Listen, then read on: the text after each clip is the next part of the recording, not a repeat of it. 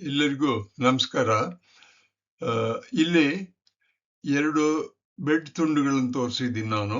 ಎಡಭಾಗದಲ್ಲಿ ಫ್ರೆಶ್ ಆಗಿ ಬೇಕರಿಯಿಂದ ತಂದಂತ ಬ್ರೆಡ್ ಬಿಳಿಯ ಬಣ್ಣದಲ್ಲಿದೆ. ಬಲಗಡೆ ಇರ್ತಕ್ಕಂಥ ಬ್ರೆಡ್ ಆ ಪೀಸಿನ ಮೇಲೆ ಬಿಳಿ ಕಪ್ಪು ಚುಕ್ಕೆಗಳ ಹಾಗೆ ಕಂಡು ಬರ್ತಾ ಇದೆ. ಏನಾಯ್ತು ಅಂತ ಹೇಳಿದ್ರೆ, ಒಂದು ಸಾರಿ ಬೆಂಗಳೂರಿಗೆ ಹೋಗಬೇಕಾದ್ರೆ ಬ್ರೆಡ್ ಅನ್ನ ಟೇಬಲ್ ಮೇಲೆ ಇಟ್ಬಿಟ್ಟು ನಾನು 5-6 ದಿವಸ ಹೊರಟೋದೆ. ಬಂದು ನೋಡಿದ ಮೇಲೆ ಬ್ರೆಡ್ಡಿನ ಮೇಲೆ ಇಲ್ಲಿ ಕಾಣಿಸ್ತಿದೆಯಲ್ಲ, ಆ ರೀತಿ ಹತ್ತಿಯ ಎಳೆಗಳ ಹಾಗೆ ಚಿಕ್ಕ ಚಿಕ್ಕ ಬಿಳಿ ಕಪ್ಪು ಚುಕ್ಕೆಗಳು ಕಂಡು ಬರ್ತಾ ಇತ್ತು. ಅದು ಏನು ಅನ್ನೋದನ್ನ ಹೇಳ್ಬೇಕಾಗತ್ತೆ. ಇದು ಎಲ್ಲರ ಮನೆಯಲ್ಲೂ ಈ ರೀತಿಯಾಗಿರ್ತಕ್ಕಂಥ ಒಂದು ಈ ರೀತಿಯಾಗಿರ್ತಕ್ಕಂಥ ಒಂದು ಪರಿಸ್ಥಿತಿ ಬಂದಿರುತ್ತೆ ಅಂತ ನನಗೆ ಅನ್ಸುತ್ತೆ. ಇದರ ಸರಳ ವಿಜ್ಞಾನದಲ್ಲಿ ಏನು ಅನ್ನೋದನ್ನ ನೋಡೋಣ ಬನ್ನಿ. ಪ್ರಶ್ನೆ, ಬ್ರೆಡ್ ಮೇಲೆ ಚುಕ್ಕೆಗಳು ಹೇಗೆ ಬಂದವು ಅಂತ. ಸುಮಾರು 5 ಅಥವಾ 6 ದಿನ ನಾವು ಟೇಬಲ್ ಮೇಲೆ ಹೊರಭಾಗದಲ್ಲಿ ಬ್ರೆಡ್ ಆಗಲಿ, ಇಡ್ಲಿ ಆಗಲಿ, ದೋಸೆ ಆಗಲಿ ಹಾಗೆ ತೆಗೆದಿಟ್ಟಿದ್ದಾಗ ಏನಾಗುತ್ತೆ? ಏನಾದ್ರೂ ಬದಲಾವಣೆ ಆಗುತ್ತಾ? ನೋಡಿದೀರಾ? ನಿಮ್ಮ ಮನೆಯಲ್ಲಿ ಏನಾದ್ರು ನೋಡಿದೀರಾ? ಕೆಲವು ಸಾರಿ ಅನ್ನವನ್ನ ಒಂದು ಪಾತ್ರೆಯಲ್ಲಿ ಇಟ್ಬಿಟ್ಟು ಮರ್ತು ಬಿಟ್ಟಿರ್ತೀವಿ. ಆಮೇಲೆ ನೋಡಿದ್ರೆ ಅದ್ರ ಮೇಲೆಲ್ಲ ಬಿಳಿ ಹತ್ತಿ ಹಾಗೆ ಕಂಡು ಬರ್ತಿರುತ್ತೆ. ಏನಿರ್ಬೋದು? ಈ ರೀತಿಯಾಗಿ ಬಿಳಿ, ಕಪ್ಪು, ಹಸಿರು ಬಣ್ಣದ ಹತ್ತಿ ಹಾಗೆ ಕಂಡು ಬರುತ್ತೆ. ಇದೇನು ಪ್ರಶ್ನೆನಾ? ಇದು ಪ್ರಶ್ನೆಯನ್ನು ಕೆಳಗೆ ಧೂಳ ಏನು ಅನ್ನೋ ಪ್ರಶ್ನೆ ಅನೇಕ ಸಾರಿ ಮನೆಯಲ್ಲಿ ಬರುತ್ತೆ. ವಿಜ್ಞಾನದ ದೃಷ್ಟಿಯಿಂದ ನೋಡಿದಾಗ ಇದು ಏನು ಅಂತ ನಾವು ಹೇಳ್ಬೋದು. ನೀವು ವಿದ್ಯಾರ್ಥಿಗಳೇ ಆಗಿದ್ದಲ್ಲಿ ಒಂದು ರೀತಿಯಾಗಿ ಮನೆಯಲ್ಲಿ ನಾವು ಎಕ್ಸ್ಪೆರಿಮೆಂಟ್ ಅನ್ನ ಮಾಡ್ಬೋದು. ಒಂದು ಬ್ರೆಡ್ ತುಂಡನ್ನ ತೆಗೆದು ಮುಚ್ಚದೆ ಒಂದು ಕಡೆ ಇಡಿ, ಇನ್ನೊಂದು ತುಂಡನ್ನ ಪೇಪರು ಅಥವಾ ಯಾವ್ದಾದ್ರು ಇದರಲ್ಲಿ ಮುಚ್ಚಿಬಿಟ್ಟು ಅದರ ಪಕ್ಕದಲ್ಲಿ ಇಡಿ. 1 ವಾರ ಆದ್ಮೇಲೆ ಎರಡನ್ನು ಬಿಚ್ಚಿ ನೋಡಿದಾಗ ನಿಮ್ಗೆ ಏನ್ ಕಂಡು ಬರುತ್ತೆ ಅನ್ನೋದನ್ನ ನೀವು ರೆಕಾರ್ಡ್ ಮಾಡ್ಕೊಳ್ಳಿ. ಹಸಿರು, ಕಪ್ಪು, ಬಿಳಿ ಮತ್ತೆ ಮೃದುವಾದ ಹತ್ತಿಯಾಗೆ ಫಜಿ ಚುಕ್ಕೆಗಳು ಕಂಡು ಬರಬಹುದು ಅಲ್ವೇ? ಆ ರೀತಿ ಕಂಡು ಬಂದಾಗ ಅದು ಏನು ಅನ್ನೋದನ್ನ ಪ್ರಶ್ನೆ ಮಾಡಬೇಕು. ಇಲ್ಲಿ ನಾನು ಮುಂದೆ ಹೇಳ್ತೀನಿ ಅದೇನು ಅಂತ. ಮಕ್ಕಳಿಗೆ ವಿಜ್ಞಾನದ ರೀತಿಯಲ್ಲಿ ವಿವರಣೆ ಕೊಡಬೇಕು ಅಂತ ಹೇಳಿದ್ರೆ ಕೆಲವು ಸಾರಿ ಆ ಚುಕ್ಕೆಗಳು ಏನು ಅಂತ ಪ್ರಶ್ನೆ ಬರುತ್ತೆ. ಆ ಚುಕ್ಕೆಗಳು ಫಂಗಸ್ ಅಂತ. ಫಂಗಸ್ ಎಂಬ ಸೂಕ್ಷ್ಮ ಜೀವಿ. ಫಂಗಸ್ ಅಂತಕ್ಕಂಥದಕ್ಕೆ ಕನ್ನಡದಲ್ಲಿ ಶಿಲೀಂಧ್ರ ಅಂತ ಕರೀತಾರೆ. ಈ ಶಿಲೀಂಧ್ರ ಅಂತಕ್ಕಂಥದ್ದು ಪ್ರಾಣಿನೂ ಅಲ್ಲ, ಸಸ್ಯನೂ ಅಲ್ಲ, ಅದು ಒಂದು ಬೇರೆಯ ಗುಂಪು ಸೂಕ್ಷ್ಮ ಜೀವಿಗಳು. ಆ ಜೀವಿಗಳ ಗುಂಪಿಗೆ ನಾವು ಶಿಲೀಂಧ್ರಗಳು ಅಂತ ಕರಿತೀವಿ. ಇಂಗ್ಲಿಷ್ನಲ್ಲಿ ಫಂಗಿ ಅಂತ ಹೇಳ್ತಾರೆ.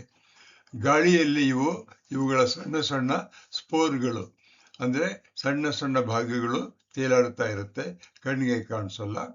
ಯಾವುದಾದ್ರೂ ಆಹಾರದ ಪದಾರ್ಥ ಇದ್ದು ಅದು ತೇವವಾಗಿದ್ದು ಸ್ವಲ್ಪ ಅದ್ರ ಮೇಲೆ ಶಾಖ ಅಂದ್ರೆ ಹೊರಭಾಗದಲ್ಲಿ ಇದ್ದು ಅದು ಅದರ ಮೇಲೆ ಬಿದ್ದಾಗ 1 ವಾರದಲ್ಲಿ ಅವು ಬೆಳೆದು ಬಿಟ್ಟು ಹತ್ತಿಯ ಹಾಗೆ ಕಂಡು ಬರ್ತಾ ಇರುತ್ತೆ.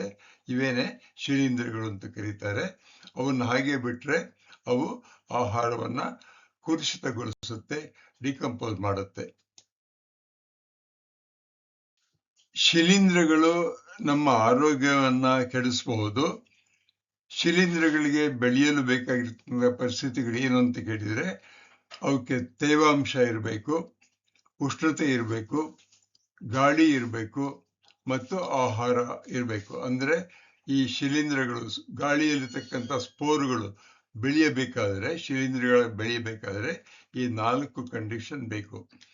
ಆದರೆ ಅದನ್ನೇ ನಾವು ಫ್ರಿಡ್ಜಿನಲ್ಲಿ ಆಹಾರವನ್ನು ತೆಗೆದಿಟ್ಟಾಗ ಆ ಶೀತಕ್ಕೆ ಅವು ಬೆಳೆಯಲ್ಲ. ಆಕಸ್ಮಿಕವಾಗಿ ಬೆಳೆದರೆ ಸುಮಾರು 1 ತಿಂಗಳು ಬೇಕು, ತಿಂಗಳಾದ್ಮೇಲೆ ಬೆಳಿಬಹುದು, ಅಲ್ಲಿ ತನಕ ಬೆಳೆಯೋದಿಲ್ಲ. ಆದ್ರಿಂದ ಶಿಲೀಂಧ್ರಗಳು ಅಂತಕ್ಕಂಥದ್ದು ಇದೆಯಲ್ಲ, ಅದು ನಮಗೆ ಮುಖ್ಯವಾಗಿ ಬೇಕಾಗಬಹುದು. ಲ್ಯಾಬೊರೇಟರಿಗಳಲ್ಲಿ ಬೆಳೆಸ್ತಾರೆ. ಹಸಿರು ಶಿಲೀಂಧ್ರಗಳನ್ನ ನಾವು ಪೆನ್ಸಿಲಿನ ತಯಾರು ಮಾಡ್ತೀವಿ, ಕಪ್ಪು ಶಿಲೀಂಧ್ರ ಇರುತ್ತೆ, ಬಿಳಿ ಶಿಲೀಂಧ್ರ ಇರುತ್ತೆ.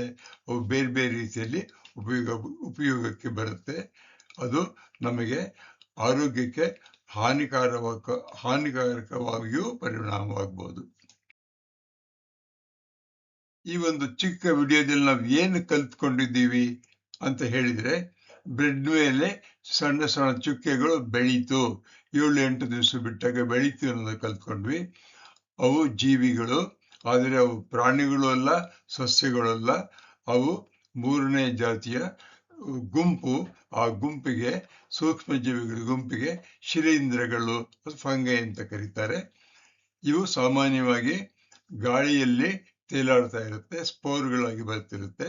ಎಲ್ಲಿ ತೇವ, ಸ್ವಲ್ಪ ಬಿಸಿ ಪರಿಸ್ಥಿತಿ, ಆಹಾರ ಕಂಡು ಬರುತ್ತೋ ಅದ್ರ ಮೇಲೆ ಬಿದ್ದಾಗ ಅವು ಬೆಳೆಯುವುದಕ್ಕೆ ಅದು ಶುರುವಾಗುತ್ತೆ. ಆದ್ದರಿಂದ ನಾವು ಆಹಾರವನ್ನು ಹೇಗೆ ಸಂರಕ್ಷಿಸಬಹುದು ಅಂತ ಕೇಳಿದರೆ, ಫ್ರಿಡ್ಜ್ನಲ್ಲಿ ಇಡ್ಬೋದು. ಅನ್ನ, ಹಸಿ ಕೊಬ್ಬರಿ, ಇಡ್ಲಿ ಇವುಗಳ ಮೇಲೂ ಬೂಸುಲು ಅಂತ ಕನ್ನಡದಲ್ಲಿ ಹಳ್ಳಿ ಕಡೆ ಹೇಳ್ತಾರೆ, ಬ್ರೂಸ್ಟರ್ ಅಂತ ಕರೀತಾರೆ. ಇಂಗ್ಲಿಷ್ ನಾವು ವಿಜ್ಞಾನದಲ್ಲಿ ಶಿಲೀಂಧ್ರ ಅಂತ ಕರಿತೀವಿ. ಶಿಲೀಂಧ್ರವನ್ನು ಬೆಳೆಯುವುದನ್ನು ನಾವು ನಿಲ್ಲಿಸಬಹುದು. ಪುಟಾಣಿ ವಿಡಿಯೋ ಮಾಡೋದಕ್ಕೆ ನಾನೇ ಕಲ್ಪನೆ, ವಿನ್ಯಾಸ, ಧ್ವನಿಯನ್ನು ಕೊಟ್ಟಿದ್ದೀನಿ, ಸಿ.ಜಿ. ನಾಗರಾಜ. ಕೆಲವು ವಿಚಾರಗಳನ್ನ ChatGPT ತೆಗೆದುಕೊಂಡಿದ್ದೀನಿ. ಕ್ರಿಯೇಟಿವ್ ಕಾಮನ್ಸ್ ಇಂದ ಬೆಡ್ ತುಂಡುಗಳನ್ನು ತೆಗೆದುಕೊಂಡು ಇಲ್ಲಿ ಚಿತ್ರಗಳನ್ನು ಹಾಕಿದ್ದೀನಿ. ಎಲ್ಲರಿಗೂ ವಂದನೆಗಳು. ಯೂಟ್ಯೂಬ್ನವರಿಗೆ ನನ್ನ ವಂದನೆಗಳು. Thank you.